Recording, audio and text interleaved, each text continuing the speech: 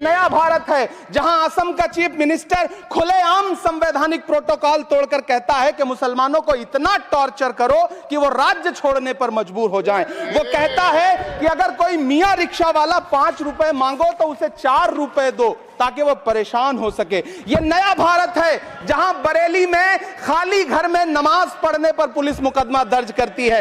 ये नया भारत है जहां क्रिसमस की तैयारी करते हुए ईसाइयों पर सरकार मुकदमा दर्ज करती है। ये नया भारत है जहां जम्मू कश्मीर में नीट का एग्जाम क्वालिफाई करने वाले 50 बच्चों में अगर 42 मुसलमान होते हैं तो फिर मेडिकल कॉलेज की मान्यता ही रद्द होती है और जश्न मनाया जाता है। महामहिम राष्ट्रपति का भाषण में सुन रहा था। सर, यह नया भारत है जहां मध्य प्रदेश के बैतूल में बच्चों के स्कूल बनवा रहे मोहम्मद नईम का घर स्कूल इसलिए तुड़वा दिया जाता है क्योंकि वो स्कूल बनवा रहे थे। ये नया भारत है जहां कोर्ट का स्टे होने के बावजूद बनारस की दाल मंडी में सैकड़ों दुकानें तोड़ी जा रही हैं क्योंकि रास्ता चौड़ा करना है। सभापति महोदय, मैं आपसे कहना चाहता हूं कि जो पीढ़ी अपने बुजुर्गों को गाली देती है उसके साथ प्रकृति इंसाफ करती है। आप इंदिरा जी और नेहरू को गाली देते हैं, नेहरू को छोटा नहीं कर पाएंगे।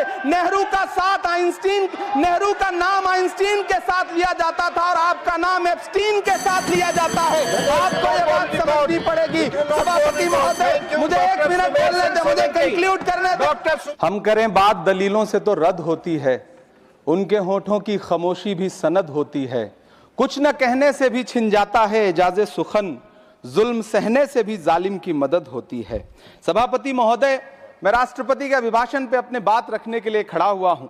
उस दिन देश की संसद के गलियारों में सरकार की तारीफ करती हुई महामहिम की आवाज गूंज रही थी तो उधर मेरे कानों में हसदेव के जंगलों में आदिवासियों को जिंदगी देने वाले पेड़ों पर चलती हुई कुल्हाड़ी की आवाज गूंज रही थी।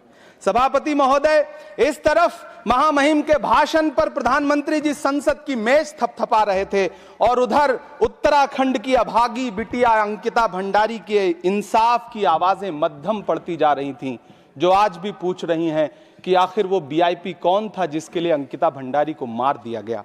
सभापति महोदय, इधर महामहिम सामाजिक न्याय की बात कर रही थीं और उधर उत्तराखंड के कोटद्वार में नफरती लोगों के खिलाफ एक बुजुर्ग को बचाने के लिए खड़ा हुआ दीपक, जो मोहब्बतों की रोशनी लेके खड़ा हुआ था, उसके खिलाफ कोटद्वार की पुलिस गंभीर धाराओं में एफआईआर दर्ज कर रही थी और वो भी उस दिन हो रहा था जब उत्तराखंड के मुख्यमंत्री कोटद्वार में मौजूद थे। ये नया भारत है जहां दंगाइयों के खिलाफ एफआईआर नहीं होते बल्कि अमन और मोहब्बत की बात करने वालों के खिलाफ एफआईआर दर्ज होता है।